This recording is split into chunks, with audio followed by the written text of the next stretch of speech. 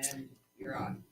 Hello, folks, and welcome back to the 406 Budcast. My name is Tanaki, and don't forget to hit that like and subscribe button and follow us along. We'll be right back. Antenna vibes under the big sky.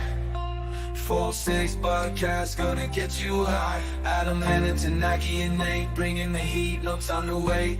From the mountains to the plains, let's fucking up, break your chains. Every topic, every strain in this cannabis domain. 406 Budcast, let's celebrate. Rolling up, it's time to celebrate. Adam and Tanaki and Nate in Montana, we dominate. From the soul of the billers, we're on the map. Lighting up the scene, ain't no cap.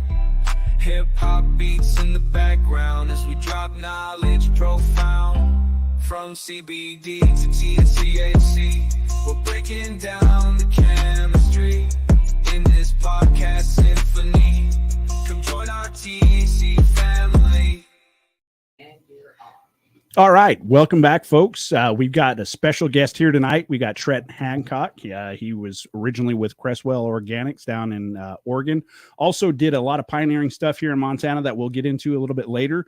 We've got our hosts here, Adam Dryman. We have Hannah Rome, and we have Tanaki Doheny, myself, Nathan Pierce, and a special guest as well. We've got Uncle Steve in the studio.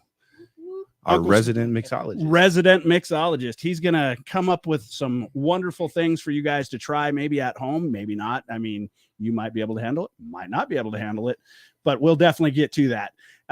So the other thing that we've got that's pretty good tonight is the Montana Silvertip strain. We've got Trent in studio tonight. He's going to sort of walk us through that. Trent, what can you tell us about that? Well, I mean, there's a few different silver tips out there, so it's kind of one of those, tricky ones to explain. But the original silver tip I didn't do. That was the, one from Chris out in Bozeman. But sure, that's the Super Silver Haze Granddaddy Purple, which is the mom to the one I bred with Blueberry, DJ Blueberry. Okay. So the Montana Silvertip is one of those ones where if you see it with a little bit of green, it's going to be the Blueberry Silvertip. So it goes by a few different names. Sure. But the darker purple one is Chris's. Awesome. Yeah. Nice. So, I mean, for those people out there who don't really know what you're talking about, you used to work with Lionheart down there in Bozeman. Chris Fanuzzi and those guys, they developed out the original Montana Silvertip strain. Yeah, that's why I brought them up, because I don't want to, try to make sure it's clear. But I actually bred that before I knew Chris. I had a friend that I was breeding Rottweilers too, and he actually paid for my dog to be artificially inseminated, and it didn't work, so I gave him some pollen from a breeding cycle I was doing, and he swore by the Silvertip at the time, and I didn't grow it personally. It didn't have the, aroma that I was looking for. Sure. But breeding it with the DJ Short Blueberry, it just turned out really good. It has a little bit more sweeter and berry flavors. So. Nice. Yeah. So there's a little bit of difference between that and like the Blueberry, AKA Montana Silvertip, and then the actual Montana Silvertip. Yeah, because I guess the first Silvertip wasn't called Montana Silvertip, but it was from Montana and it was Silvertip. So that's why I always try to clarify it. You know what I mean? Cool. Yeah. But the Montana Silvertip that won the High Times Cup, it actually won under somebody's name that isn't even tied to me or Chris, I don't believe. So right. It was kind of weird. But if you look up Montana Silvertip High Times, the cup, some guy is claiming he bred it and everything on there. It was kind of weird, but anyway. So don't be fooled, folks. That is a Montana original. Yeah, that's an OG Montana. Hell yeah. So let's actually take a look at a video we've got queued up for our Montana Silvertip strain of the week, guys.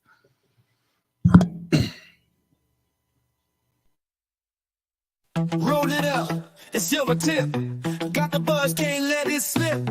Montana breeze in every hit. Feel the vibe, don't quit. High so smooth like Mountain Dew.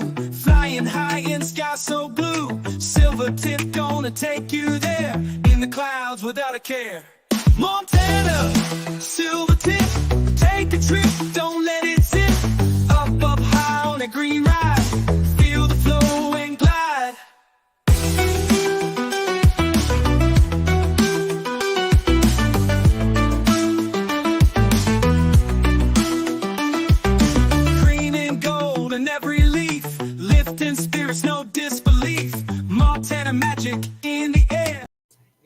All right, so that was just a brief look at Montana Silvertip, a little bit of a description on it there, and the terpene profile.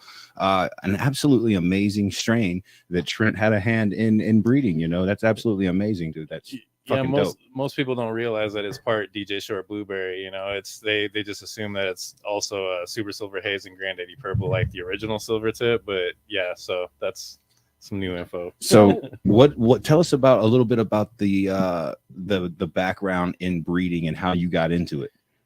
Well, I originally got into breeding because I was in Oregon, and the people that I was learning how to grow from, I started growing in 98. So by 2001, I was breeding just for the simple fact of, like, if I wanted to kind of keep something that may, you know, if your grow is going to get shut down randomly, you never know back in those days. Right. So I would breed to, like, be able to revive certain genetics in a way. You know, it'll be different, obviously, because you bred it into something else. But, you know, you can always pull that terp profile again through pheno hunting. Right. So hell yeah. And so that led to, you know, developing Montana Silver. So now we have one of the staple strains of Montana. And I mean, dude, that's got to be a hell of a resume builder right there. It's like, yeah, I had a hand in that. Like, you know, I'm not the good marketing guy, so, like, it's usually the other people that'll look at one of my strains and they're like, I'll rename it and market it as this. So, you know, most of the strains that I've bred, like, somebody else did a better job, you know, putting it out there. But yeah, I think that, you know, it kind of gave me the idea to do ghost breeding, which is what I was doing in Oregon, where I'd breed and pheno hunt genetics, and then I'd sell them to companies and let them name it and even claim it. So they could be like, oh, I bred this and this and this, and this is what it's named. Yeah. You know, but in reality, it's like a ghost written song. You know, you give it to them and it gives them that credibility. But, you know, it pays better than wholesale cannabis in Oregon right now. You know? So you were supplying Drake. Yeah. There you go. I mean, it's dope to be the supplier, but to be the buyer, shame on you guys. Fuck. Like, and what? taking all the credit without giving any credit. Hey, I'm cool with it if it pays. Yeah, definitely. So we got a few folks out in the chat. I see Tag and Wayne lighting it up. We got Mike Jung asking for samples of the Montana Silvertip. Well, you know, you can find it around town, man. You can track it down, and it's out there. I definitely recommend going and looking up Leafly and Weed Maps. You might be able to find it out there. I know we took a trip out to to the Lionheart dispensary here in Billings. They had some concentrates on hand. We'll try those later on in our private session for our subscribers. But yeah, that strain is out there, and go look for it. Hell yeah. So we do got, like you said, a fucking amazing show pack tonight. Yeah. Tons of great information. We've got our great guest. We've got our resident mixologist sitting here to my left, Steve, aka Mr. Mixology over here. You've got some great things to bring to the show tonight. Tell us a little bit about some of the things you're going to be mixing up tonight. Well, tonight is going to be a fine blend of a black and mild, the red wine cigar, and a little bit of keef and a little bit of resin just to bind it all together. Nice. I hear that pairs well with duck and a little bit of it does a nice brandy as well. Good Something steak. that's very smoky. We got Pendleton Reserve. Pendleton Reserve. Yeah, can't go wrong. So that's fucking awesome. So if you guys don't know, last week we were actually talking about, you know, different countries and them rolling up some spliffs, and then this week Steve, who had been doing it for years, has brought in a version of a spliff a little bit different, more Americanized This than is the a Montana than the spliff. English spliff. It is like you said, a Montana spliff. You got the cigar, you got the old Clint Eastwood style, you know, cigar, maybe a little bit different. It's the black and mild, but it is wood tip. Dap that up, dude. Like, respect, like, out of all the tips you can get, you know, the wood tip black and mild is the way to go with it, bro. So with that, we got 14 folks in the chat. Make sure you're tagging your friends, bringing everybody in, sharing it out on your profile, hitting those reaction buttons down there, guys. Boost that algorithm.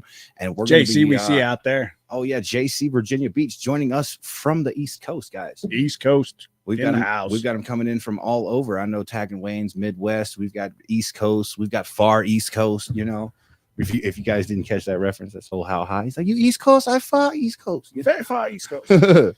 But we got everybody in the chat, guys, and we're going to be firing up some stoner trivia here shortly. Do we want to jump into anything before we go into some Well, I know trivia? Tanaki had a question for Trent over there, and I think she wanted to get that out there. Yeah, I was wondering kind of what the flavor profile and the smoke is like on that Montana Silvertip. You know, it's got a little bit more of a berry and sweeter aroma than the original. I mean, the original Silvertip is more like a hashy, earthy aroma.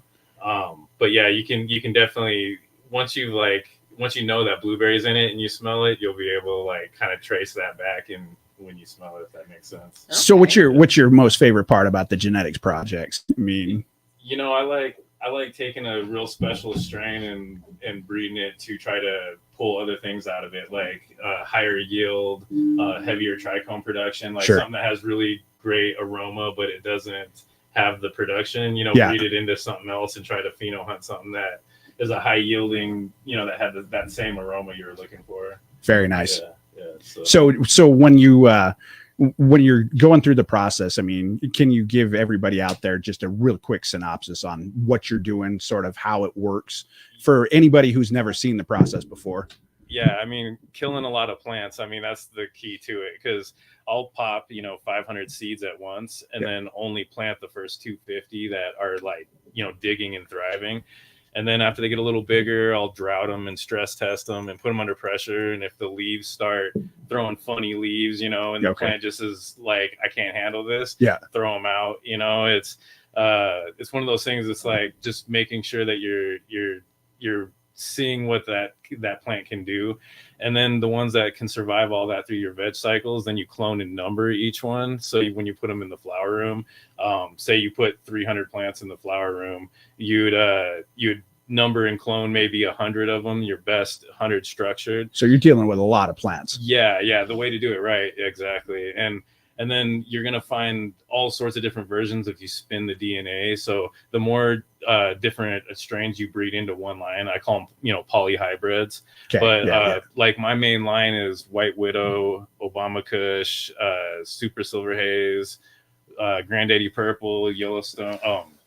Vanilla Kush and DJ Short Blueberry all bred into one line. Nice. And so, those are all great individual strains. Yeah. And so when you're pheno hunting them, what you're doing is you're putting out, getting your best structures, and then it's what aromas you're looking for. Because some of them will be a lot like DJ Short Blueberry, where you'll get that aroma. Right. Some of them will look like Granddaddy Perp, but smell like Vanilla Kush, or And so I'm always pheno hunting them, and then once you identify them, you have that option, either putting it into production or selling it to somebody so they can have their own, kind of like a brewery has its own beers. Definitely. Yeah. It doesn't get hard just giving away your baby sometimes, especially when you come up with that just ultimate, like. Oh yeah, and it's hard to see them name it and just like destroy it.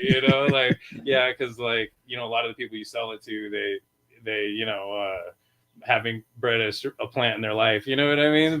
But they're like, I'm a breeder now, Right. How long does that process normally take from start to finish? Like about 4 months. Really? And so like when you pop all the seeds, it takes a few days. About 3 days, you're pulling out all the ones that pop right away. Someone that taught me how to grow, they're like, if you imagine throwing thousands of seeds out on a hill, there's only going to be maybe 100 of them that pop up and survive. And they're the ones that are going to be able to dig rapidly, survive drought, things like that.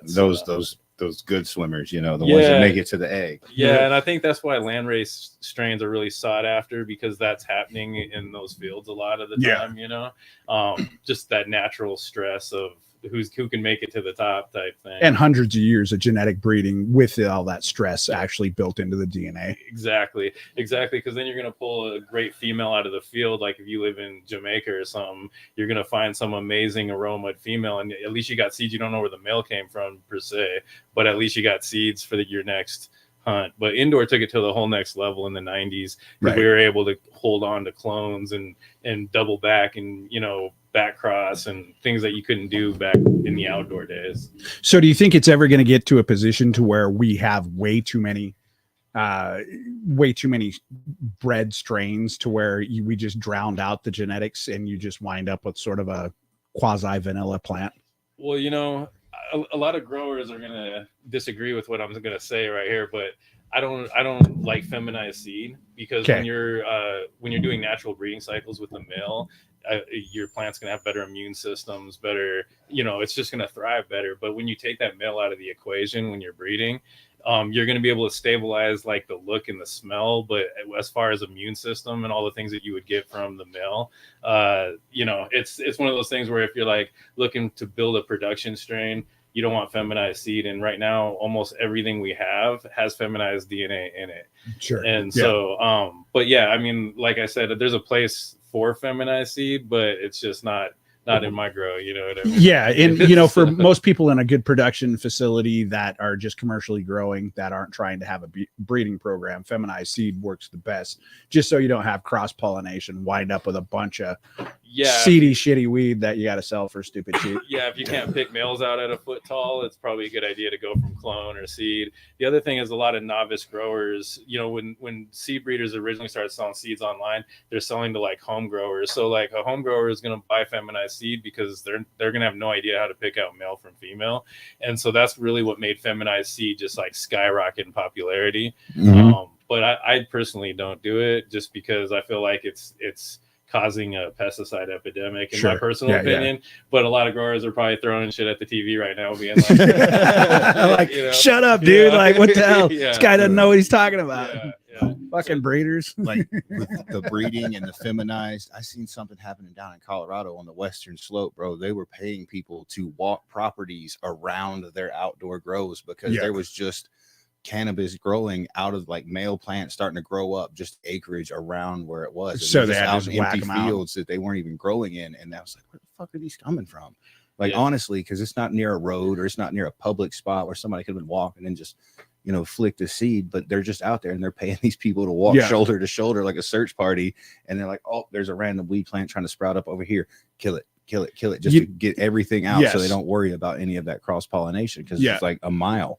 Up to a mile, something can cross pollinate over and screw you over. Yeah, you know, that's the thing about growing. I mean, I can see why someone would want to use feminized seed, like especially if they're an outdoor producer that doesn't have the ability to make their own clones. Right. You know, that totally makes sense. And so I'm not against feminized seed. It's just if you're looking for something that you're going to clone and keep for a long time, like you're not going to want to start with that. Well, and it's interesting to see, and I would love to see a lot more research on that as far as the natural breeding process and how much that actually adds to the health of the plant, its ability to naturally have its own pesticides, naturally have its own fungicides, all those things that we're naturally looking for, because that's what we're doing with the breeding process. You know, we're taking this one that resists this and we're implementing that. Yeah, just like powdery mildew can start when you have high humidity in the room and drought the pots, you know. And so I'll purposely do that when they're a foot tall.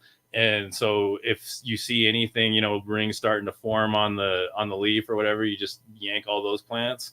And then, you know, obviously you're going to spray and veg because you're going to then, you know, want to clean them and see what happens from that point. But I like seeing their immune system early on because it saves you having to hunt it later in flower and find out later it was trash. Yeah, exactly. Well, and I mean, Steve, you work a lot with cows and stuff. I mean, it's a lot of the same stuff. I'm definitely more of an all natural kind of person. I like to run the least amount of antibiotics and manhandling of the critters. It just keeps their immune systems better. When nature takes its course, it just works better generally. Do you see any difference, like in the difference between maybe cows that are artificially inseminated versus naturally? Not so much on that front. The upside to say AI over regular breeding is that you can pick very low birth weight bulls. Sure, yeah. And they're cheaper than say buying a low birth weight bull because you don't know it. Their semen's going to be a proven semen. Okay, yeah. So as far as the birthing process, not so much there. But you know, there's always that antibiotics. You know, you got to get the colostrum on. I don't like to run a whole bunch of grain or products because cows don't, you know, naturally eat grain or stuff unless you're fattening them up. So I stick them on just straight alfalfa or grass. Nice. So, and I think it just builds up better immune system. I've rarely had a down cow because of pneumonic or any type of sickness. What do you mean? Your cows eat grass? I thought only restaurants had grass-fed beef. No. I was gonna say some grass. Alfalfa has like natural, you know, like antibiotic features in it, right? You know, it's an immunosupporter or whatever, you know. Right. actually, a lot of the clover that it's sort of a clover. A lot of the bees eat that, make honey and stuff with it. Right. So it is actually part of the antibiotic process that bees make. Yeah. So yeah, it's fucking alfalfa. And I know people that make tea when they're watering, and they use like alfalfa and stuff in the tea as they've got their pumps running and good things microbes like that. and stuff. Yeah. Yeah. Yeah. That's what microbial. That's the word I was looking for, dude. Weed and words and pre-gaming and all that good shit. I'm surprised my words are working. But while words are working, guys, we should jump into some trivia. Stoner trivia. Stoner trivia, guys. We will be back right after this. Tag your friends in the Smoking like a rasta, feeling so high. We talk about cannabis and getting fly. Are you smarter than a stoner? Let's find out. Listen up, my friends. I got something to shout. Cannabis knowledge, let it flow through your mind. Getting blazed, smoking loud, we all unwind. Trivia questions, can you keep up the pace? Let's see if you're sharper in this smoky haze. With bullshit. Right. Right. All right, guys. We are back at the 406 Budcast live from the 406 Organic Studios. And we're going to be jumping into Stoner Trivia. I will be your trivia host tonight, and we will go around the room and ask questions. Feel free to drop your answers in the chat, guys. Let's see who is the smartest stoner tonight. So our first question up is going to be movie stoner trivia. Movies. So it is in the cult classic stoner film Dazed and Confused. Which character famously says, "All right, all right, all right, all right, all right, all right"? We need his character name, not his actual name. Damn it. Oh. Yeah, because all right, all right, all right is just fucking noticeable everywhere. Come on, we'll start with Tanaki. I have no clue. I want to say Brody, but that's wrong. It's Wood something, isn't it? Wood. No, I actually watched this movie fairly recently. Wood something. I'm lost. On that one. No, I'm totally drawing a blank, bro. I'm guessing it's Wood something. Yes. I was thinking it was Woodson. Woodson. Woodson? Woodson's place, or Woodson, that's when he said Wood. And I'm like, all right, so we're going to give credit to the closest correct answer, and that's going to be Mr. Mixology himself, Steve here. It is Wooderson. Wooderson. All right, all right, all right. All right. I mean, how can you? Hannah said it. The name. You've got to have like a really good tagline if you have Wooderson as the. Well, he talks about that on a podcast. He goes into talking about it, and he's like, man, I said it on a fucking bet. He was like, somebody was like, you just say this shit, yada, yada, yada, yada, in the movie. And he's like, you know what, whatever. They'll cut that anyway. And he's like, all right, all right, all right. And then he's like, iconic. He was like, on a dare, I have now been the guy that says, all right, all right, all right, for the past 35 fucking years. He was like, damn it. He's got to be a lot like, go ahead, Hannah. If you can make a living on one word. Well, yeah. But I mean, nah, I think that was one of him and Bruce Buffer out there, all right. Ladies and gentlemen, boys and girls, right? Yep. You're not suing my ass today. Isn't that the guy that let's get ready to rumble? Let's get ready. He made a living doing that. Oh yeah. And then his brother came in and he was just like, it's time, and you were just like, oh my god. Is that how he stayed the same age forever? Because he's been like there's actually Bruce Buffer and Michael Buffer. They're two totally different people. Okay, well, I've been seeing the same dude announce boxing openings since Mike Tyson was like 20, and now Mike Tyson's 56. He was getting ready to officiate that, and they're like, let's get ready to. Oh no, he's got an ulcer. Let's take a break.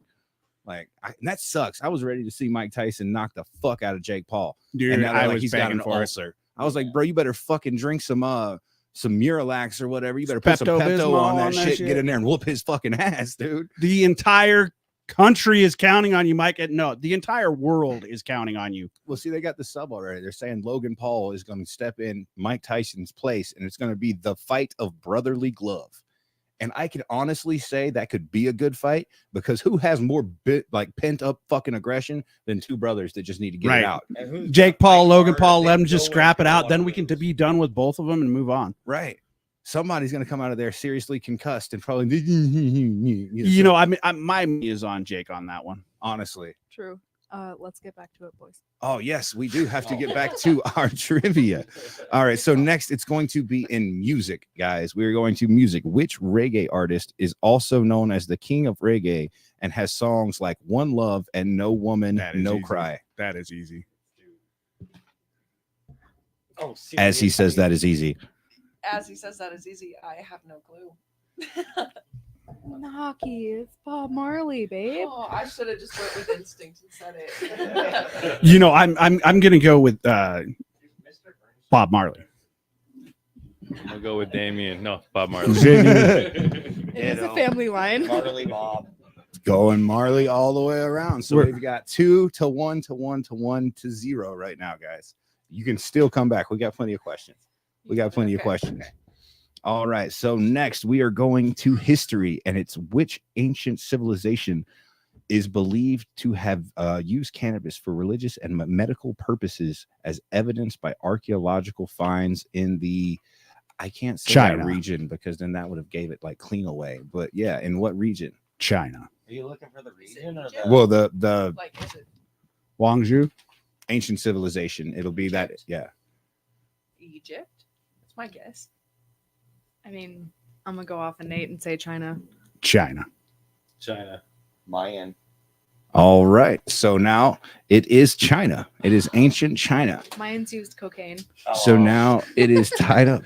They Well, they were the go fast kids. They That's just- where they went. Seriously, they just found Them Star Trippers taking coke. They're like they disappeared. No, they moved to Colombia. Mayans are Colombians now.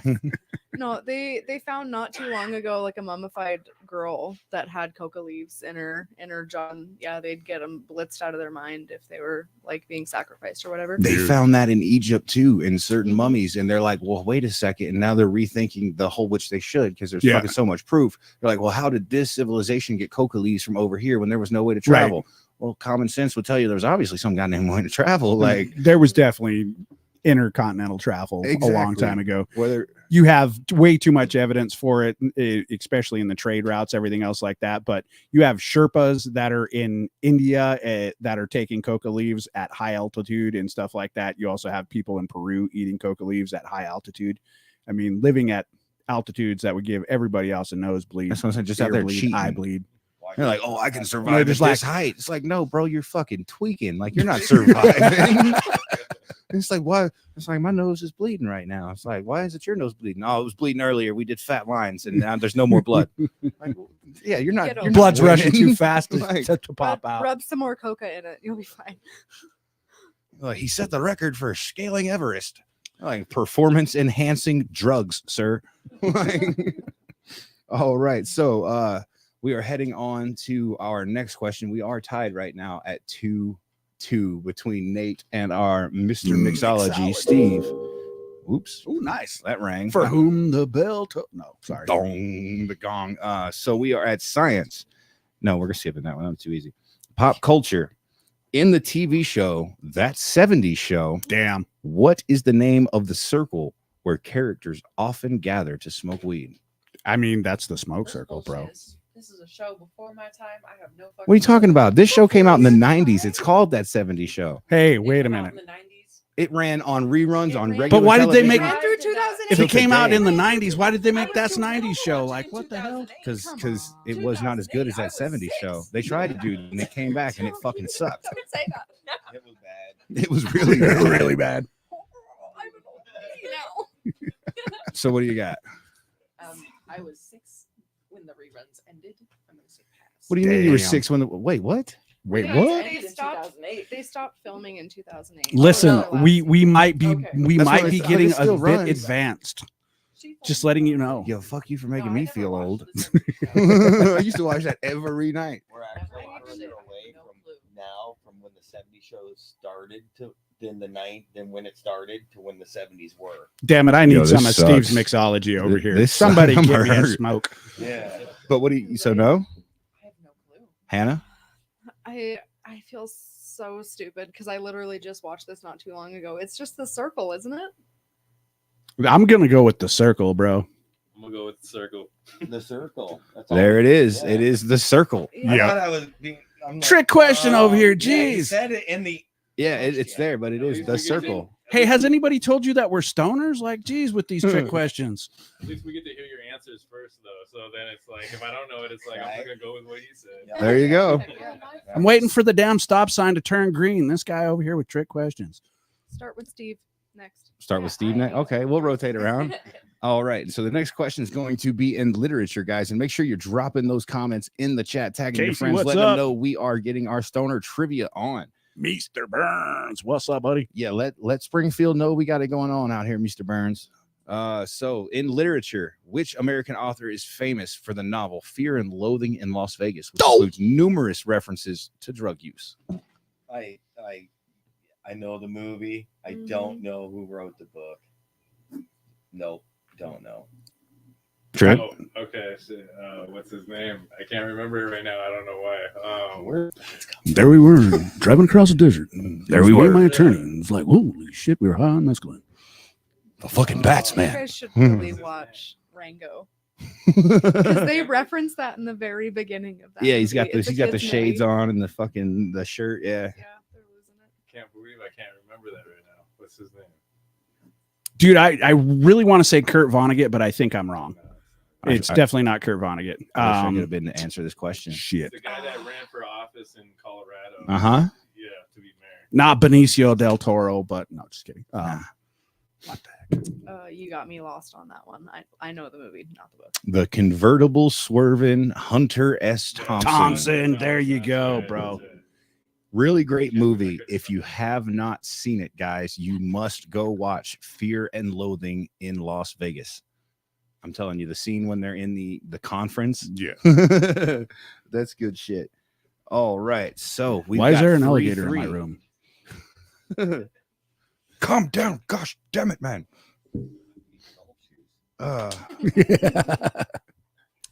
Geography, that one's too easy. Oh, this one's a good one. What popular snack brand is known for its slogan, "Bet you can't eat just one," often associated with the munchies? Lay's potato chips. Oh, are we doing a point? Either way now. I It just know bounced. the answer, so. Yeah, go for it. Ruffles. I'll go with Ruffles. Yeah, well, I mean, Sticking with Lay's? You know, I mean, yes, but yeah, I'm gonna stick with Lay's, but it is Ruffles, made by Lay's potato chips. I've seen the amount of Ruffles in Steve's kitchen. It's Ruffles. I'm gonna go with Ruffles. Yeah. Can't eat just one thing. Well, if we were going on technicalities of answer, it is listed Lay's, but it is made by Ruffles, so we will take answers. And Nate and Steve are still tied neck and neck right now, guys. Neck and neck. And then we have Hannah in a close second, followed by Trent, and then Tanaki bringing up the rear, guys. All right. So what do we got here? Technology. That one's kind of like really easy. Hey, but before we get to the next question, speaking about Tanaki, everybody needs to go out there to the Montana State Hemp Festival page and vote for Tanaki as best bud tender, 406 Organics best dispensary, and 406 Whitehall as the 406 Organics best employer, 406 Whitehall as the best dispensary. Hell yeah. Yeah, and you can find that over on the Montana State Hemp and Cannabis Festival website. You can also find it over on the Jot Form website and things like that under Montana State Hemp Cannabis Festival. Definitely go vote. Now that I'm remembering it Becca's before I World. forget again, I need that photo for the flyer. For the flyer. We could take one right now. We will do this evening later. Just- let me like brush my bangs. See? back out, like- You Adam, just not with immediately headphones. went to it. Just can't be taking pictures like that. I mean, it's a man. good Gotta let candid people photo. prep. Can we find a way to get that link out for everybody so they have an easy way to get to it? We'll try to get that link out to you folks. Also, check out our website and some of our socials, and we'll definitely post it there. What's our next question, man? Man, they're super easy here. Throw some easy ones out. Throw there. some easy She said, ones. "Give me the fuck. I need a point." I want another point. Oh, All right, so we'll start with Tanaki on this one. In technology, what is the name of the device commonly used to vaporize cannabis, known for being healthier alternative form of smoking?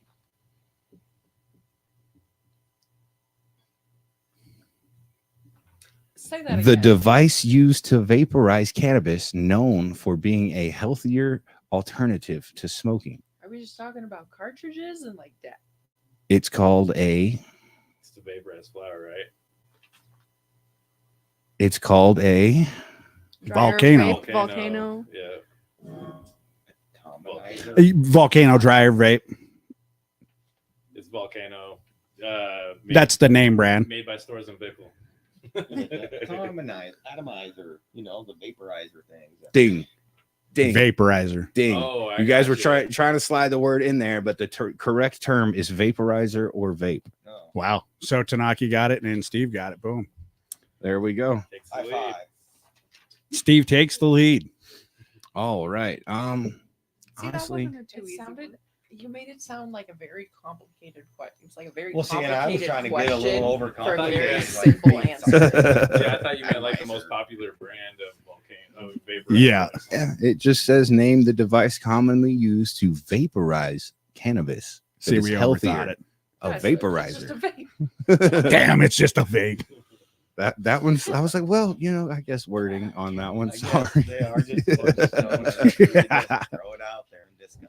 Mr. Burns got it. He said he bought his first in 1995. I bet you that was that shit that looked like the classic electric pencil The sharpener prototype. that you took the bowl with the little fucking hose on the end and you just like stuck it on there Yeah. and then just kind of pulled for what felt like an eternity. Right. Oh shit, I'm hyperventilating over here and getting a little bit lightheaded and shit. Or you get that bag, and you're just sitting there sucking on it for like 3 weeks and it just never goes away. Yeah, the bag, I couldn't afford that when those came out. Those were expensive. Those are like Dude. $600-$700 at first, and I think they're We've still like got- $3 to $5. We've got the bag for our volcanoes, so we need to get a new cord for that because that shit Yeah. is crazy. Yeah, I like, definitely. I like that small portable version too, the Mighty Vape.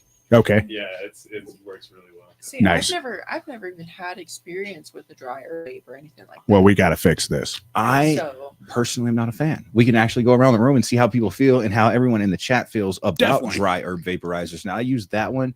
I did hit the bag once later in life, and it was better. I actually got stoned Yeah. off of it. I didn't have to hyperventilate to get there. But as far as overall, it's probably my least preferred way of smoking. Still tastes like burnt popcorn. It does. I kind of Yeah. like Yeah. that. Ding. Yeah. I would say most vaporizers are at that point where it's just not really that good. But if you get like a good one, like a Stores and Bickle, I feel like it's a lot better experience. Yeah. But I still would rather do bong hits. Exactly, dude. I Yeah. want the full herb flavor, like you flavors, said, everything. not burnt fucking popcorn. That's, Right. That was perfect. Everybody's like, ooh. Yeah, Yeah. that was like our biggest thing when we first got it is shit, it tastes like burnt popcorn. But we actually kept all of that decarbed and I used to make edibles with it. So we always just They keep were that pretty good, around. too. Yeah. So tell some people about that. I mean, decarbing and stuff like that. I mean, you went through the heat process and that decarbs it. Well, yeah. So dry herb vaping. So you just have, it's just a glass bowl, at least on ours, a glass bowl. And you're just superheating it with a ceramic coil. Yeah. Basically. So it's heating it through really slowly. You're not actually burning it. You're not carbonizing it. So you're Heating it to the perfect temperature to burn off the THC, but also leave the flower itself. yeah. What I liken it to is sort of like a Jiffy Pop popcorn machine, to where that hot air like blows past it, heats up the popcorn, causes it to pop. Sort of same thing you're doing with the dry herb vape. Maybe that's why Yeah. my shit was tasting like burnt popcorn. I thought we were supposed to use the Jiffy machine. Or maybe you got stoned and put the popcorn in the volcano, bro. fucking might be it. Maybe I used the bag wrong, bro. Wrong bag, bro. Wrong bag That of was shit. Jiffy I Pop. was like, I need something now. Let's take all this popcorn. Yeah, that would be it. That would be it. don't go looking for your popcorn bag, bro. I mean your vape bag. Either one actually. Probably they're both fucked up. If I got one wrong, then well, your weed bag might. Yeah. Hey, Go what ahead. Put about your weed using in the that other weed one. bag long enough, then putting your popcorn in there, That's what I shaking was it up? saying. Might I was cover like, it I up. made a fucked up How'd you put your mistake. popcorn in? How'd that go? Just like that, buddy. Just like Just like that. No, we actually used a bit of a dry herb on a seasoning not too long ago, and it turned out pretty well. We forgot the allspice. Yeah. And it was like, oh, it's gonna be a world-ending day. I was like, nah, we've got this huckleberry over here. It's fresh, still just getting ready. And yeah, it was a perfect accent to those burgers. Legit. Actually, I'm not gonna lie. The first time we had some of that decarb stuff, we made tacos. Pour that shit on a burrito. Ooh, nice. Calvin. Flavor Hello, actually goes Calvin. really good. Thanks What's for joining going us, buddy. on, man? Speaking of decarbed, Calvin! there's a lot of and this is something that came out back in the day, Snoop Dogg talked about, and it's resurfacing. People are like, microwave your blunt or your joint after you roll it. Yeah. And they're like, it'll make you higher and stuff like that. And they're like, it's going to get you higher. And it's like, that's not how decarboxylation works. A microwave works by heating up particles and vibrating and shit like that. That's not heating up and decarbing. Well, whoever's saying that that's why we microwave blunts, that's actually not. Yeah. I do it, but only for a few seconds. Yeah. But the thing is what it does is it sucks it up tight. Wraps it tight. So it makes it so your air, everything is just like, it's just right. Right. It's the same as taking that lighter and just glazing it over the blunt and Yeah. getting it to Shrink suck up wrap wrap. it. Yeah, that's exactly right. Exactly. Yeah. People are So like, that's why we always did it. But I mean, yeah, that's the true reason there. But even Snoop was telling people it gets you higher. It's not true. No. Decarbon takes 230 degrees. There's 185 degrees, somewhere between there for about 30 minutes. A little over 190 is where your range is going to get into your decarbylation. Yeah, but about 30 minutes without losing too many of your terpenes. Once you start getting over 190 degrees in temperature, actually anything over 118, 119 degrees, you're really going to start getting rid of a lot of your terpene profiles, a lot of those flavonoids, all kinds of those other things. If it's roll right, it might get you higher because if your smoke's thicker, what I mean, if it's smoking better because of it, it might getting a harder hit. And maybe if you're putting like some distillate or something in there, it might like allow it to disperse a little better throughout it before you light it up, and that may be a situation, but I mean, I'm with Trent that it's probably not going to get you much higher. It's probably not going to do much more for you other than wrap your blunt a little better, keep it from rolling so bad, and giving you a little bit more enjoyable smoke like we're going to have with Uncle Steve. And these, I think we overcomplicated the weed smoking process. Honestly, I think we need to test this out later. Well, decarboxylation, I mean, that is scientifically a real effect, and it is needed in edibles. But with smoking, if you decarb that weed and then smoke it, you will get higher. You will cook off that force field, as some people call it. You're going to ahead and force that THCA conversion a little bit sooner, and you will get higher if you decarb some weed and then smoke it. But you're not going to be able to decarb your weed in the microwave. Well, and the one thing that I would say is you're probably going to get a little bit higher, but some of your terpene effects are probably not going to be there as much. Whether you're going to be using it for appetite inducement or whether you're using it for whatever. I mean, I would say that there's a possibility of some of those terpenes actually volatiling and coming off with the heat process. Right. Yeah, absolutely. I mean, there's a chart you can all you guys can go look up at what temperature each terpene starts to cook itself off at. And if you're dabbing, that's a good thing to know, to be able to dial in what heat you want for your dabs. And if you're really looking to do that, I'd recommend a terpometer. Right. I mean, Terpometer is a really good brand, but there are also off brands on Amazon.com where you can get them for like the low, like $40. Speaking of THCA, that would be a great conversation to have right now. I mean, there's a brawl going on between cannabis and. Well, let's get it. I mean, let's talk about it. Yeah, absolutely. I mean, right now, you can just people. Oh, put it a little closer. Sorry about that. Yeah. Right now, THCA is being sold all across the South, and it's a lot of it. There's an argument right now in cannabis is it really just cannabis? Because what they're doing is they're testing it prior to cut down, prior to harvest. Right. So they're using. So it's still in the A process. Yeah, but according to the DEA, like you're supposed to decarboxylate before you test the product. So the DEA is saying no, it's not legal, and so hemp people are flipping out right now over it. But that is a question. Is this THCA hemp? Is it really just cannabis, or what's you guys' opinions on? And it's it's going to be interesting to find out too how the bill that just went through the agricultural committee totally reclassifying it and actually making it very strict as to what it could be. Anything outside of the plant basically is considered THC. And they don't really give a distinction between Delta 9 or THCA anymore. They're just saying THC period. Yeah. Yeah. And it's interesting because the loopholes are always being pushed by certain groups that are willing to take it to that next level. Yeah. And I guess, more props to them if that's what they want to do, but it's cannabis in my opinion, like I know a lot of labs testing off the shelf right now, and they're saying 99% is testing, it's cannabis when right. tested. So to me, I think, regardless of what anybody says, Cannabis is actually a supplement. And so everybody can have the argument of whether it's medicinal, whether it's this. You have an endocannabinoidal system that is in your body. You naturally produce cannabinoids. So just like any other process, you naturally produce vitamin D from the sun, naturally produce, calcium from those things. So if we naturally produce cannabinoids, the only thing that we're doing with cannabis is supplementing that cannabinoidal system. Yep, absolutely.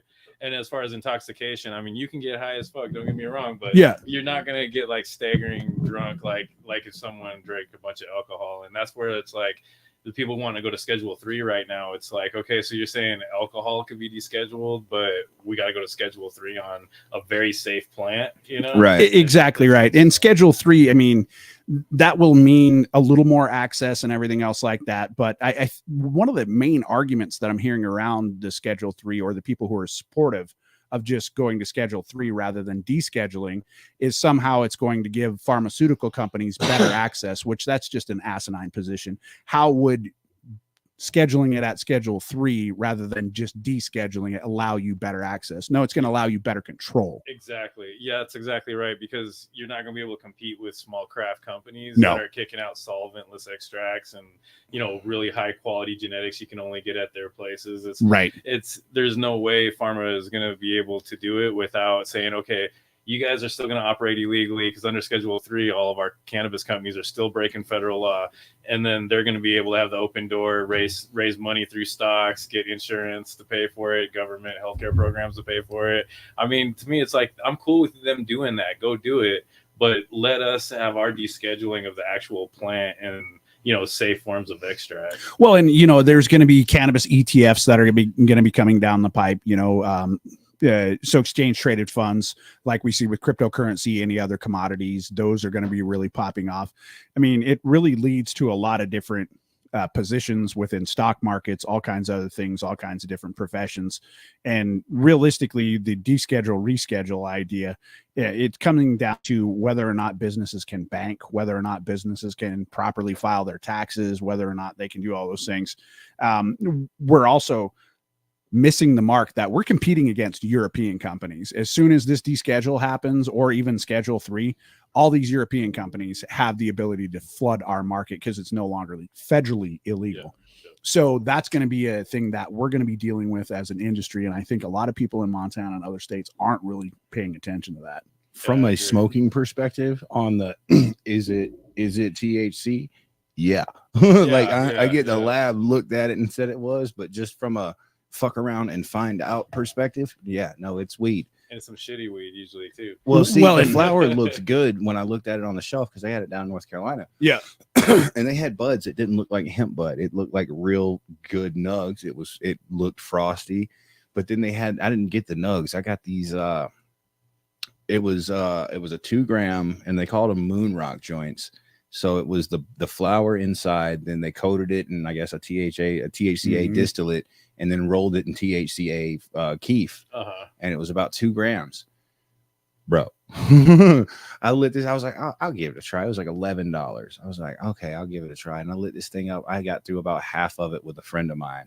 And we put half of this joint, regular pre-roll size, 2 grams, I guess, with the distillate. Half of it, we're like, all right, shorten it out. Yeah. And I sat there and just stared at a wall and watch the paint dry. That's because you're smoking actual cannabis. It ain't hemp. That's exactly right. I was like, this is well, and there's a Montana company who's like in hot water over that. Wild West Wellness. They were given a cease and desist letter from the Montana Cannabis, our Department of Revenue Cannabis Control Division. Also, the city of Great Falls. They were here in Billings. They're in a couple of cities throughout Montana. They tried to apply for an emergency restraining order to keep from being shut down, because they're actually I guess the Cannabis Control Division went in, bought some controlled buys. They're trying to say, hey, search and seizure issue here. Cannabis Control Division come back and said, wait a minute, we went into a public place during public hours, made a purchase. You did not try to stop us. You didn't card us. You didn't ask us. We made that purchase. We took it. We tested it, found out it was higher than 3%. It was actually cannabis, according to the Cannabis Control Division. I want to point that out there, that these are accusations at this point, and so everybody has the right to throw up a defense there. But the judge denied their restraining order, said, listen, I'm not going to stop them from shutting you down. I'm not going to allow you to continue to operate. They also tried to throw out some due process stuff because the Cannabis Control Division said, listen, we're not even going to issue you a license.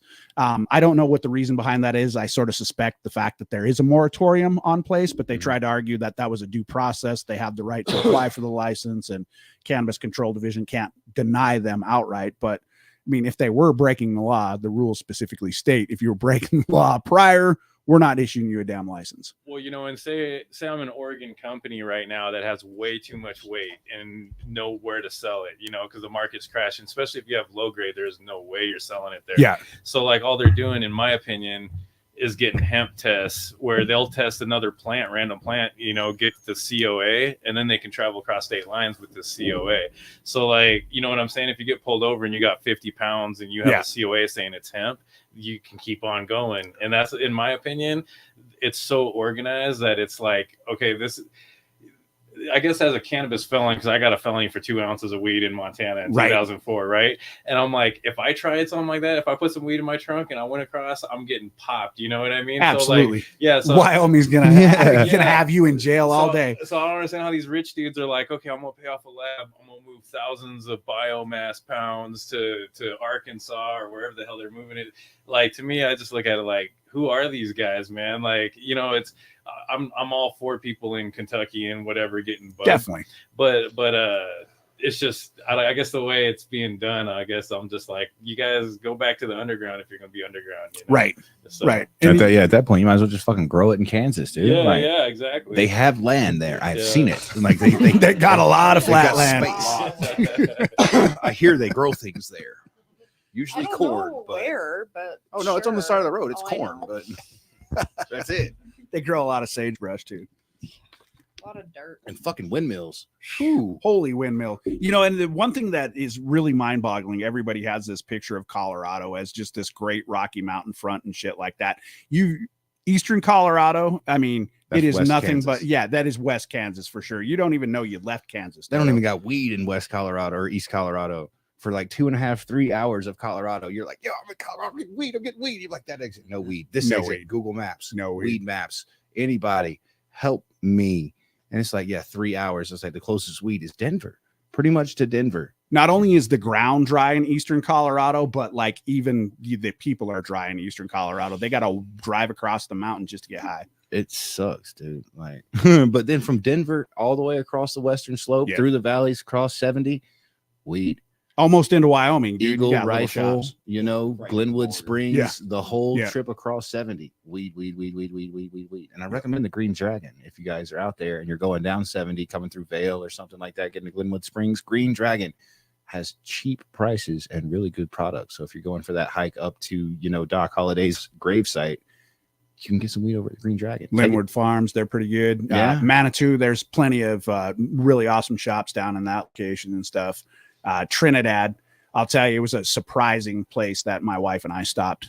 Trinidad, Colorado, coming back through Texas in that area. And man, I was surprised by the amount of shops, but the high quality stuff that they were able to offer and the way they were able to just get people in and out. I mean, you had a bud tender that was there with their own little notepad, walking you through every little station. Like, what are you after? You okay? You do. Had your cart already built, had your bag already built. Like, you got up to the register, there was 30 people in and out the door like that. Just done. So, I mean, the way they have these businesses set up in a lot of these other states, there's something that is good about traveling and checking them out and bringing it back home. Yeah, absolutely. I mean, when I left Montana, I mean, I went back to Oregon thinking it was going to be like the old days. Like, if you got the good bud, you're going to be winning, you know? And so we put all our money into our grow and realized that if you don't control dispensary shelf space, you're in deep shit. And the retail outlets. Yeah, I mean, you would go in to sell product to dispensaries and there'd be a longer line of growers trying to sell than their customers. Like, you'd have to wait for like 5 different farms to show their product before you could show yours at every dispensary, you know? So that's one of those things where I can understand why they're like, this shit's THCA, man, I'm taking it to Arkansas, you know? So do you think that's going to happen more and more here in Montana? I mean, you obviously went down to Oregon. You were there for quite a long time. Had Cresswell Organics. You guys were really competing in the market down there, and got to witness firsthand what a crash really looks like. Oh yeah, I mean, Oregon had the lowest prices in the country. We were having, outdoor pounds were $50 a pound if you're lucky. You know what I mean? A lot of it, I mean, basically that was being made into BHO and all that. But yeah, which is interesting there. I mean, you can take a $50 pound, make it into BHO, and turn it into a $10,000 product. Yeah, and that's what happened until BHO finally crashed. At the end of the day, solventless is what's still high price. So cheap. Yeah. I mean, it's so cheap out there, man. Like you can get 2 ounces because you can buy 2 ounces at a time at the store. Okay. I mean, you can get 2 ounces for $50 in the dispensary all day long. Wow. And I mean, I'm not saying I'd smoke it, you know what I'm saying? But like you can get it. Like I mean, some of the cheap. I found fucking forbidden fruit on the bottom shelf, and that dirt cheap. I think I paid like $10 for the quarter. Yeah. And it wound up being fire. I was cutting the top shelf cement shoes that was like $50 an eighth. Yeah. And I was cutting my forbidden fruit that I paid, nothing for with cement shoes to spread out and make my forbidden fruit last longer. Definitely. And that's with out there. What happened is a lot of people got vertically integrated with outdoor farms, and the outdoor market crashed the hardest. And so a lot of those guys like try to push that product on the customer, and they crashed. But like the companies that are vertically integrated and have their own dispensary and their own small farm, they're the ones that are actually profitable. Like the big players are losing money, and the farms like ours that didn't have a dispensary was in trouble. You know what I'm saying? Do you think, and I know there's going to be people probably throwing some things at the TV right now. Do you think the customers also play into that a little bit on their demand for cheaper stuff? And, it basically eliminates the good quality stuff, and they're basically left with just crappy, overgrown, like, what I think it is, man, is like a lot of people came to Oregon that didn't understand the consumers there are very like connoisseur, they've been smoking dank bud forever. Like, and so it's one of those places where a lot of people moved in because it was the first state that allowed out-of-state money. Okay. So a whole lot of people came in and was like, I'm going to grow shit tons of weed. I'm going to, make all this money. And what happened was they didn't realize that the customers are going to go to high quality no matter what. Even when the prices crash, you could still get, a lot more money for high quality Oregon bud. Definitely. But yeah, I mean, at the end of the day, what happened, that's how the THC fraud started, is because like these big entities had all this shit weed and they couldn't compare it to that local like medical brand that used to be medical and that went wreck. They've been doing it like we have for decades. Right. And so like they couldn't compete with that quality. So the only thing they could do is push to the customer, hey, I got 40%ers, I got, and that really is where that stuff started, because that was the only way they could really show I got something special, And I mean, let people know, like, when did you start start your first business? Started here in Montana. The first one was in 2008. I started like helping people on their grows in 2006. Right. And by 2008, I owned, in one of the companies, and then the raids happened. Definitely. And since I'm a cannabis felon, I was like, shit, I'm lucky my door didn't get kicked in. We were just too small, right. So we were small enough that we weren't on their radar, but and we were all still fighting for our lives daily, with the legislature and everybody else. Exactly. At that time. It was like we were taking on everybody at the time. And you guys, in Billings area, you guys had your own fights, even with city council, but never still having them. Yeah. So I was in the Bozeman area. So it was like I was seeing the drama going on there, but yeah, I mean, at the end of the day, like after the feds raided, that's when I was like, okay, I got kids, so I'm going to step back and work for people. So I let them take the risk and started helping people with their grows. Smart. But then eventually Shani, my other half, she set up another company in 2014. And so we stayed here until 2016 when the Montana Supreme Court ruled against all of us. Right. And granted, I-182 put it right back on. Right. But we're sick of the fight, so we're like, we're going to go back to Oregon. They got good testing. We'll get this. They didn't. But at the time I was like, okay, cool. They're going to deal with the spraying issue. And then we got to Oregon and started realizing that the lab shit's all a farce. Yeah. And yeah. So I know we got a few more things to jump into here real quick, but I mean, real quickly, the lab testing, you guys dealt with a lot of fraud and stuff going on there. And when we're done with that, that'll segue us into our news that we got, because there's a lot of fraud going on out there in Montana, apparently. Yeah. Okay. Yeah, absolutely. Yeah. I mean, the labs were put through the regulations. They were put in a position where they have to compete for our business.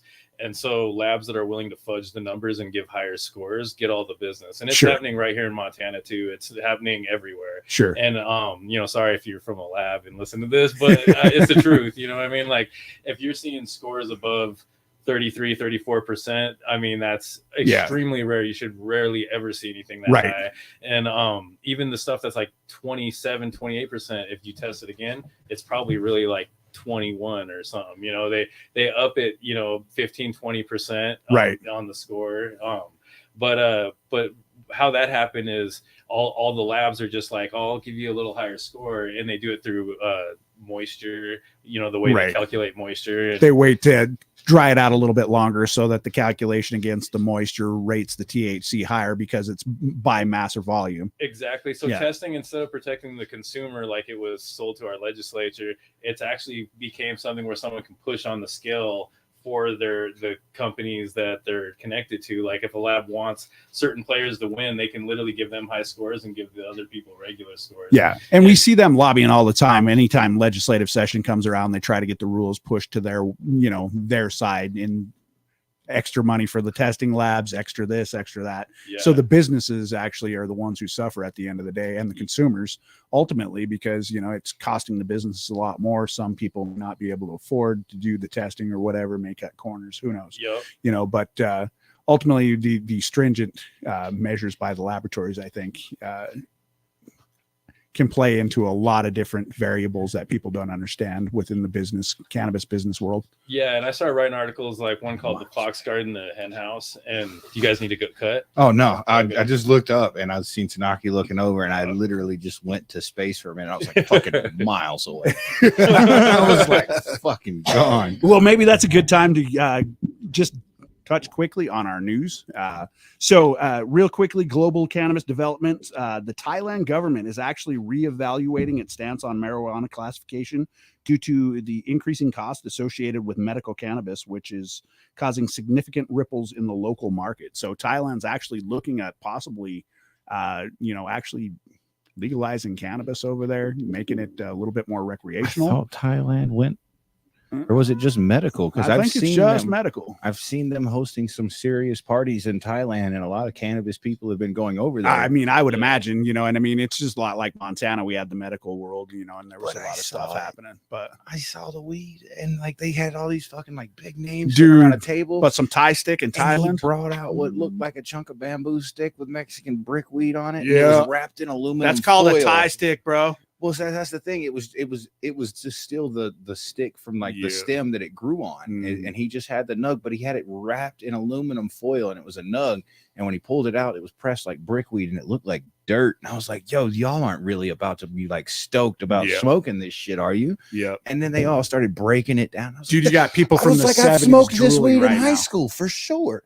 And they all got their little plates, and they're breaking it down in this tent, and it looked garbage, and they're sitting there just chiefing up, and they're like, "Yeah, we're smoking in Thailand." I was like, "Man, I don't know if I want to go smoke in Thailand, bro." Well, I mean, maybe if they get a little bit of recreational cannabis over there in Thailand, get out of that medical scene, they might be able to start popping it, and who knows what the hell they're going to grow. I know that Thai food over there is popping, so throw together some of the stuff that they got kicking over there. I bet you they'll come out with some it'll really get there products. Good eventually. It's just, I guess, because it's still new, but still, I'd have been like, "Damn, man, like I ain't seen shit good from Thailand. Like nothing has ever happened in Thailand. Like, yo, this went fire except Thai food. Yeah, Thai food cool. Right. It's gonna be spicy. Like Slovenia, though, is they're the next one. They're actually set to decide on marijuana legalization measures. And it may be your guys' headphones, because in mine I'm not that loud, but are you getting it's not that loud. Oh, Okay. it might have been just my headset.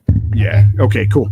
But yeah, they're the first ones that are going to come out, they're looking at broader legalization trends over there. So the voters of Slovenia get a chance to come out and check it out.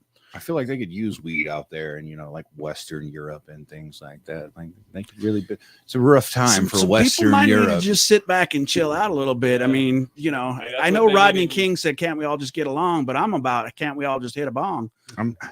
If they were smoking more weed, they'd probably be in less. Well, I can't say that because we smoke hella weed here in America, and we lead the world in war.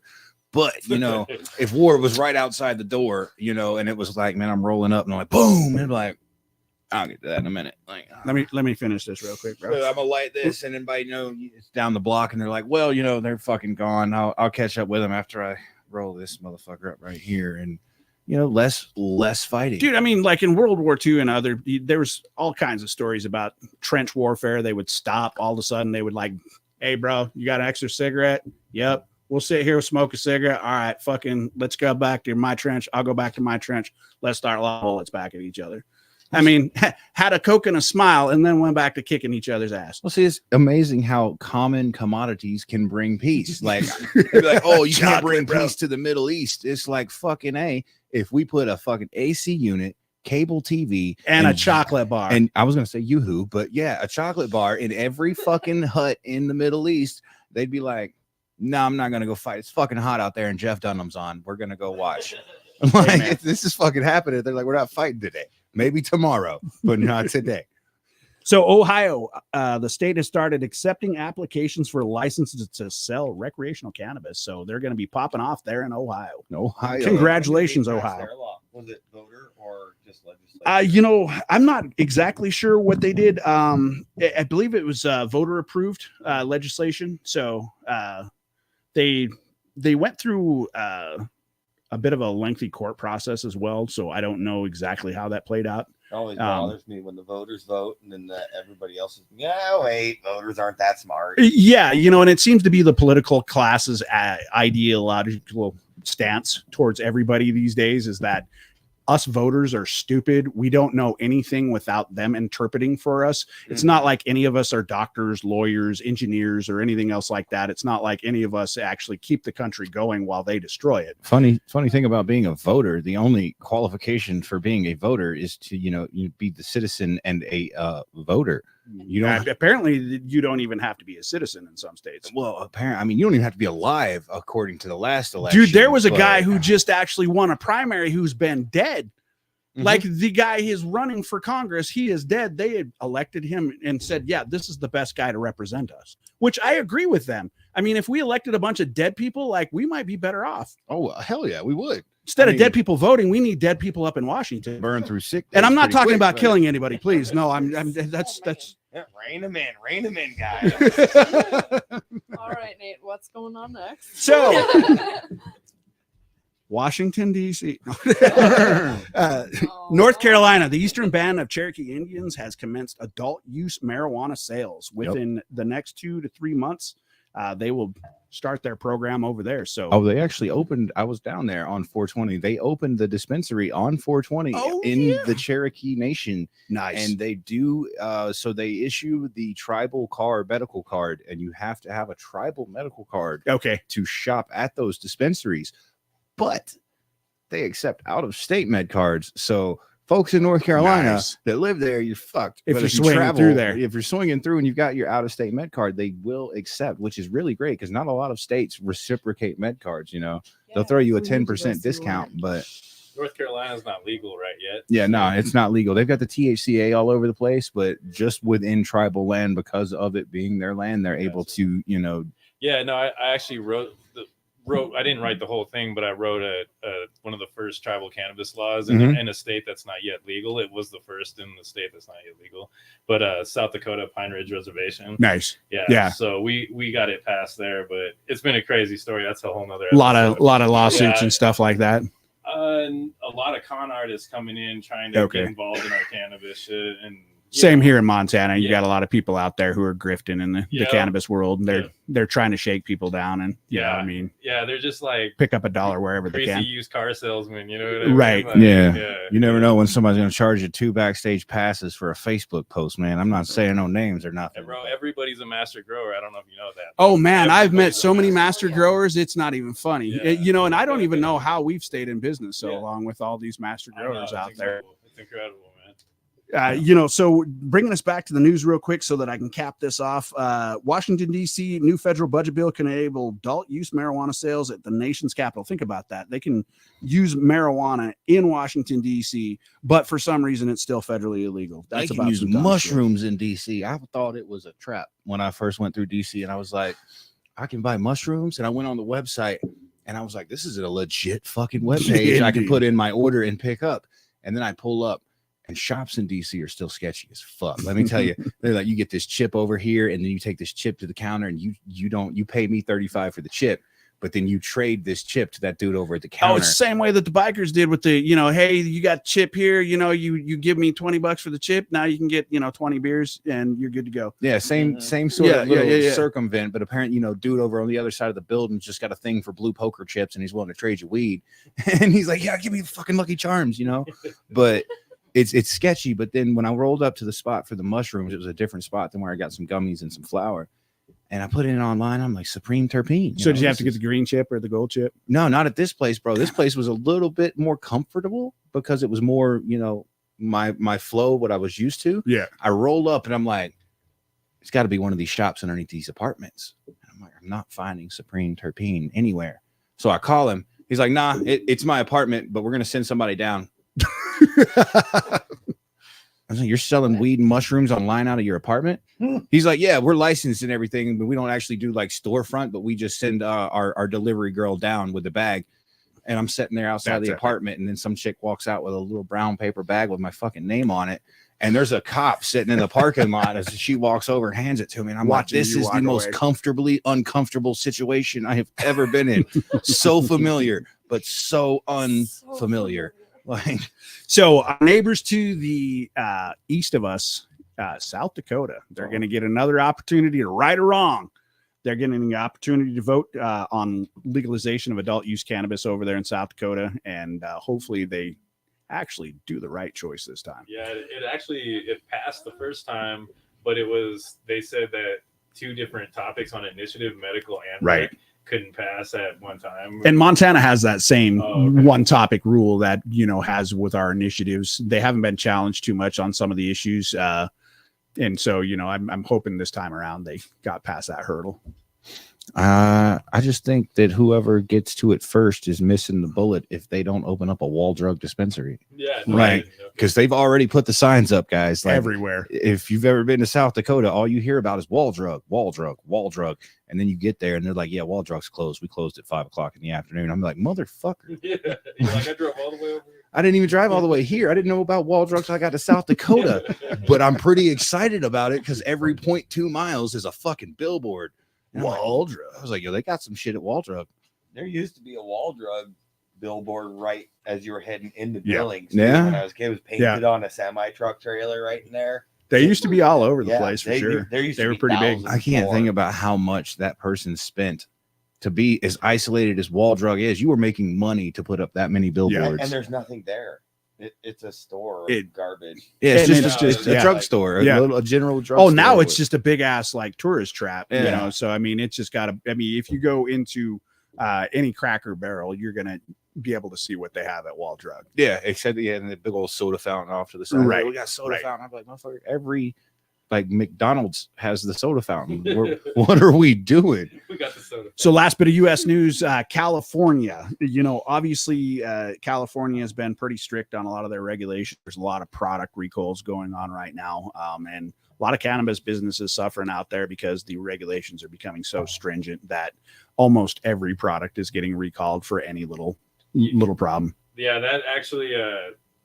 I could go into that. No, go ahead. But I actually introduced some of the attorneys to the chemists that proved all of the lab fraud going on in California. Yeah. So there's like 7 lawsuits alone just on THC inflation.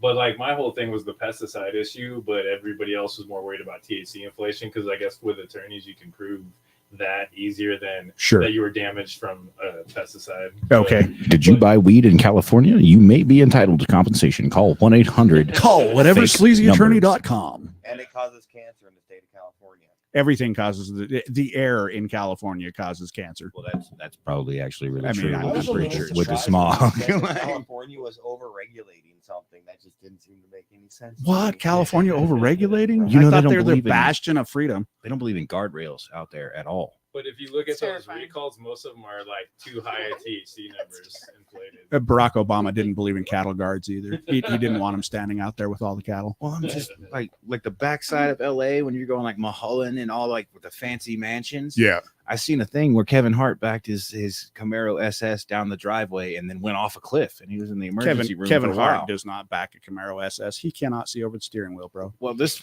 is the He story. had his booster seat. That was his kid's SS. He was driving it. It might have been the play wheel, you know, but either way, it went The Hot off a Wheels cliff version. and he fell like 50-60 foot to a landing before the actual, 300-400 foot drop. And I'm like, how the fuck you back all the way out your driveway, which is gated?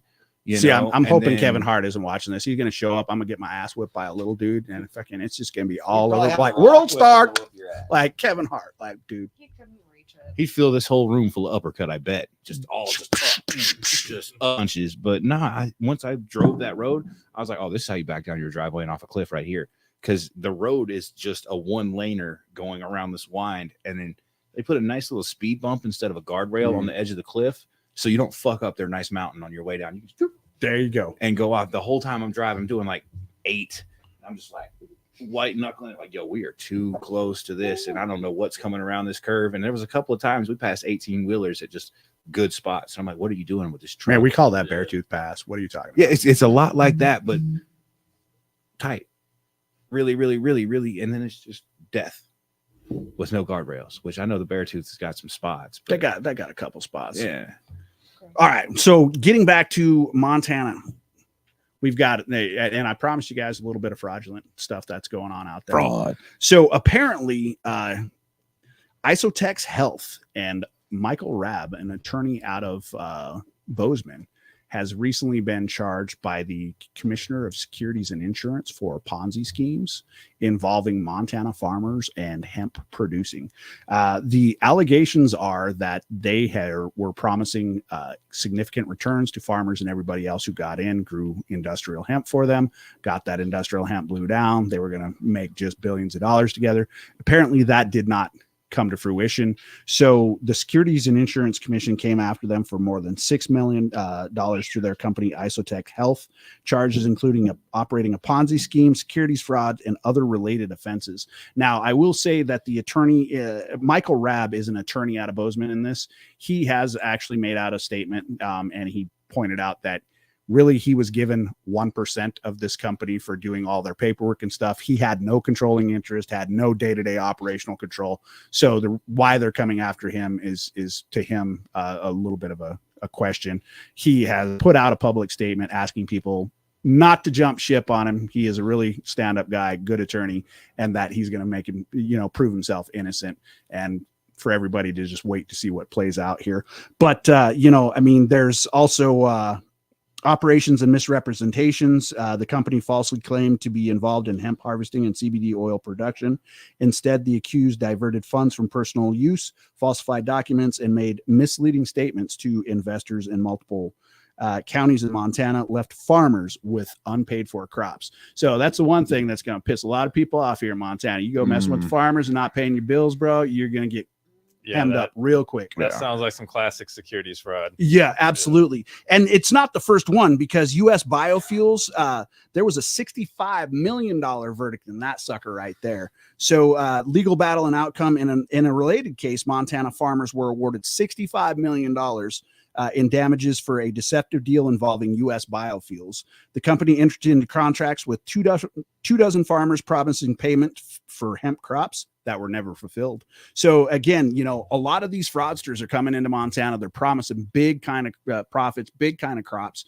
And, those of us who have been in the cannabis industry for 10, 15, 20 years now, we've seen a lot of different iterations here. And, we started the Cannabis Industry Association and other things to try to head this off, and I think we can still get there, but we're all going to have to really start thinking together as Montanans in order to come together and really bring together the hemp farmers, the cannabis producers on the medical recreational level, and to start really coming up with a comprehensive way to address some of these things and educate each other on how to avoid that. And that's one of the main reasons why we have the Budcast as well, is get that education out there. And people will say, like, oh, 65 million. Hell yeah. No, like 65 million bought 50 farmers their tractor. Yeah, at best. And they probably still lost money, because it's the age old joke. They asked the farmer who won the lottery, what are you going to do with your money? He said, I'm going to keep farming until I go broke again.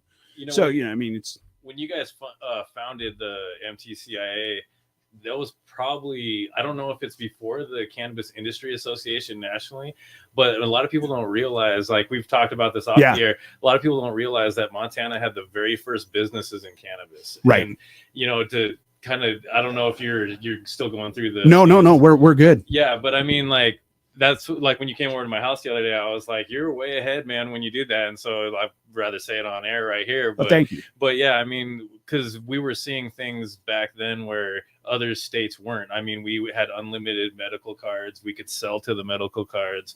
When you look at the West Coast, which always gets the credit for having the first cannabis laws, I mean, it was always meant to take care of your sick aunt or something. Like a caregiver was only allowed 3 cards. You couldn't sell to them.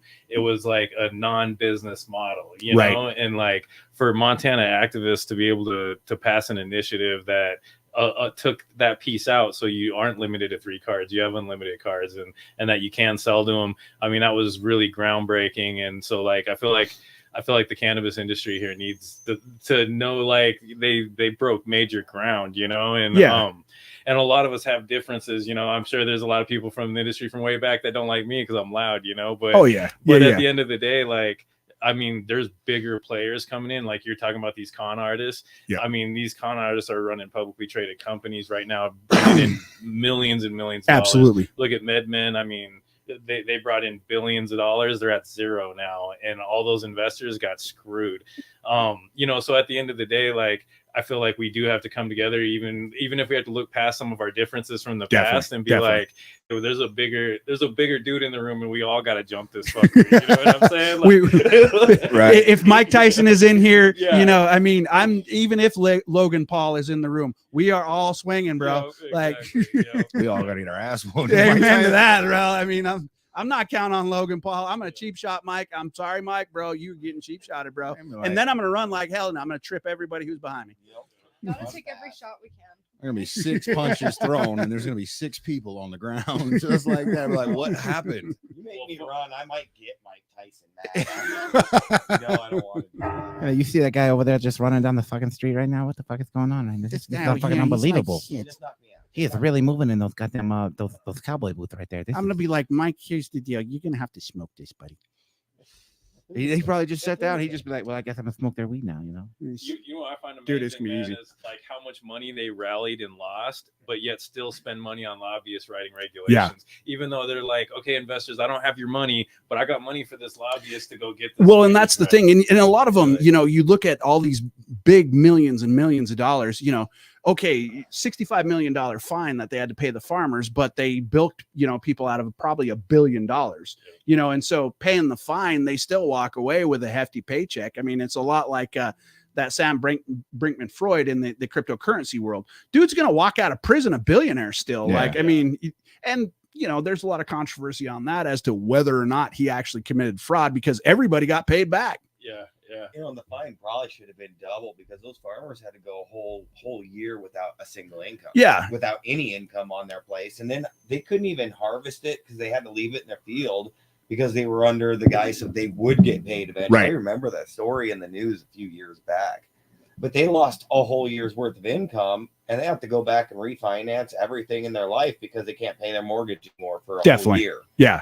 But it might not even be fraud when you think about it, because everybody has this pipe dream, whether they're getting cannabis or hemp. They're make billions of dollars, man. I'm gonna own 4% of or 40% of the market or whatever. Right. You know what I mean? And then and unrealistic. You're not going to come out and you're not going to be taking over 90% of any market. Yeah. So they might have been genuine, and then they watch the hemp prices go down and down, and then they're like, oh shit, guys, And I mean, who knows? That's the allegations coming out of the the Securities and Insurance Commissioner's office, Troy Downing. I mean, I would imagine they probably have a pretty good case. The one they settled for the 65 million. So obviously there was some sort of fraud involved there. They were, lying and BS and then telling everybody, pipe dreams and stuff. And you like mentioned that they said that they were involved in actual like crops and making of products that they weren't. So that is next levels. That's real securities fraud. That's not like, oh, the hemp prices crashed, bro. Like, no, you were saying you were making something, I'm going to go over here and I'm going to build this new car, but you hadn't even began to make a tire. Yeah. Because they weren't even allowed to like cut it and sell it anywhere else. They were under contract. It could only go to this one person. And so they couldn't even harvest it and sell it out. I mean, every farmer up here should be smart enough to know you're going to have price crashes and stuff like that. But I'm sorry, part of it's on them for saying you're only going to sell your product to one person, and them signing on with it. I mean, it's just like the people who produce barley and stuff for Coors or for Budweiser. We have grain elevators all over here, and people only grow for Coors. But sometimes there's issues that go on there as well. And I mean, people are standing in the field with a crop loss. Yeah. I do want to take a second to shout out the Montana Good Life gang. I see them out in the chat right now, man. Good Life gang. If you have not, you got to go over to the Montana Good Life gang page or Eventbrite and get your tickets. Derek is putting on an amazing concert with the help of his amazing sponsors over at the 406 event. Dizzy lawns, Wright going to be out there at the 406 event lawns. Yes. And I'll tell you what, folks, there's a great list of sponsors that are out there for this event. If you get over there to their page, you'll be able to see that. If you check out our last week's episode, you can also see a lot about that. But also, Derek has been so kind to invite the Budcast crew to the Montana Trade Show. And we're going to be out there asking questions from people out in the audience. So people who are out there walking around, you're going to be on the Budcast. You're going to be answering some questions from all of the great hosts here. And we really want to thank Derek for getting us out there. We're going to have him and his crew, a bunch of extractors. There's going to be a lot of information that's going to be coming out of that. And then after the cannabis show, there will be that after show where you guys can go to eventbrite.com and get your free tickets for 3 more days. Jamming 3 with more Dizzy days. Wright. You slide down to the very bottom. There'll be 3 selections. One will say $50 general admission. One will say VIP $300 ticket for Do the not dinner. sleep on those VIP tickets, folks. Yeah, don't do that. That's a VIP section for industry. You're going to get to smoke and hang out dizzy. You get fucking a dope meal and all that. Dude, there's a lot of good stuff that's going to happen there. But if you get those tickets before the 10th on Eventbrite at just below that VIP, it says free general admission, man. So go RSVP. There's only 800 spots, and I'm pretty sure like 6 or 7 of them are already gone. So go get your tickets. We're going to have Adam out there. We're going to have Hannah. We're going to have Tanaki. We're going to have the entire Budcast crew. We're going to have Michelle. We're going to have Daniel. So we might even have our mixologist, Uncle Steve, out there. Oh, absolutely, guys. And we are about to be jumping into our after show. And on our after show, we'll be jumping into Steve's mixology. Before we go, though, we want to give everybody a little bit of an exciting announcement. And then Hannah is going to also bust out a really cool announcement of her own. We have the Budcast debate series that's coming up. Trent is actually helping us with that. We have a lot of great people, including some people from Europe. I think we have somebody from Prague right now. We've got a company owner from Cresswell Organics. We've got some attorneys, some people who are going to come on. They're really going to get into some in-depth debates about the cannabis issues that we're dealing with, deschedule, reschedule, whether or not solvent's best, whether or not solvent less is best, whether or not you should be growing with nutrients all the way up until the day of harvest, or whether you should be flushing. I mean, there's a lot of information that is going to be debated, and a lot of people that are going to be bringing a lot of relevant information out there to all of our viewers. Ooh, they darted out of here. They were like, the dogs were gone. They're like, bye-bye. There's got to be a came in. Max came in. Yeah, Max so they came chased in, the kitty out. started So we got the dogs chasing the cat. It's a typical situation. Yeah, you see the camera. I It's was like oh, Looney shit. Tunes around here, bro.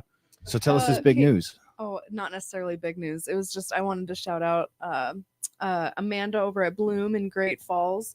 My husband and I were just in Great Falls last weekend, and our pen, I don't know if it broke or died or what, but all of our carts were gone. All of our edibles melted in the car. We stopped by Bloom. Yeah. No. She was super, super helpful. I just wanted to give you a shout out, Amanda. Awesome there people was over a- there. I'm glad you reminded me of the shout outs because I'm supposed to give a shout out.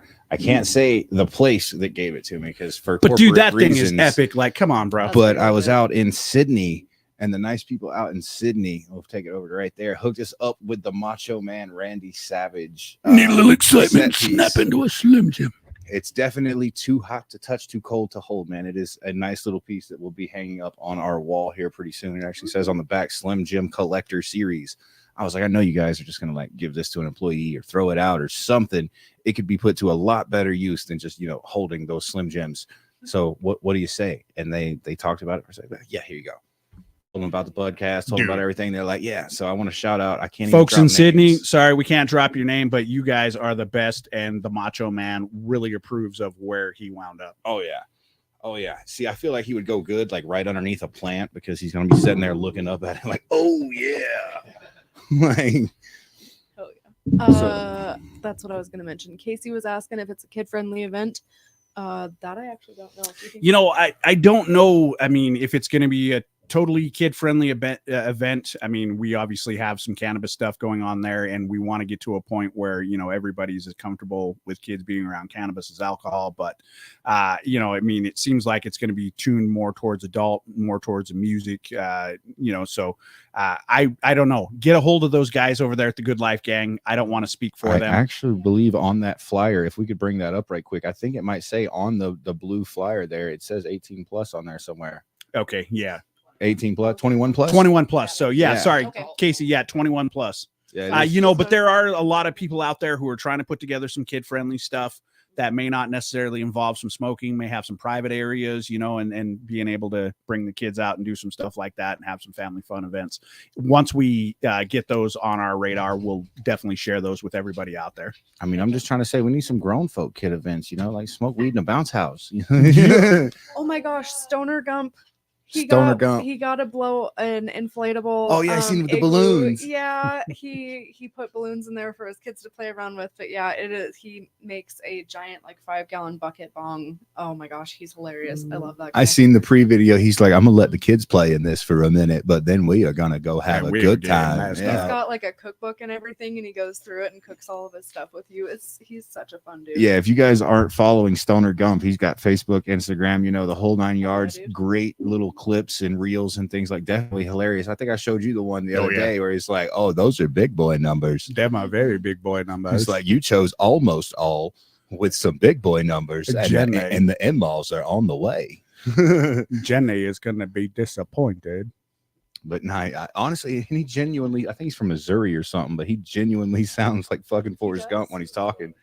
And you'll see him talking. His eyes are reddish. He's like, listen, today we've got some things to talk about. I'm like, I mentioned red eye filter. I love that. If he stopped smoking, he's probably one of the most articulate people in the world. And he's like, hey, by the way, I'm back today.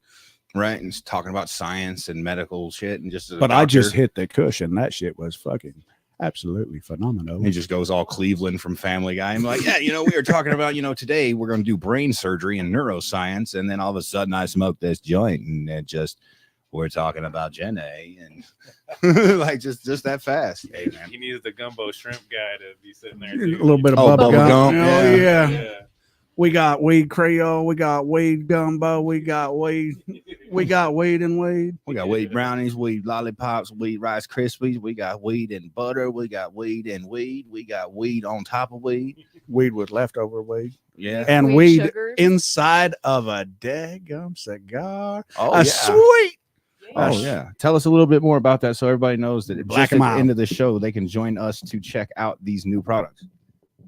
This new mixology product that you're dropping. Yeah, just your standard old black and mild. Right there, get it on there. I don't know if we can actually do that. You can do that. They're probably going to give us a little bit of a flag for showing a little bit of tobacco, but that was for educational purposes only. We want you guys to know tobacco is harmful. And so we had to show that so that we could let you know that tobacco is harmful. Not for sale or trade. Not for sale or trade. It causes lung cancer in Canada and in California and in wherever. and in mice. So I just got together because I had a whole boatload of keef left over, right? And I'm like, what can I do with this little daring, So I was gonna say, you guys, you were talking about the spliffs. I used to put them in cigarettes, but I wanted people that would actually smoke them. Nobody around here smokes cigarettes. So I thought I'd throw them into a black and mild, see how that worked out.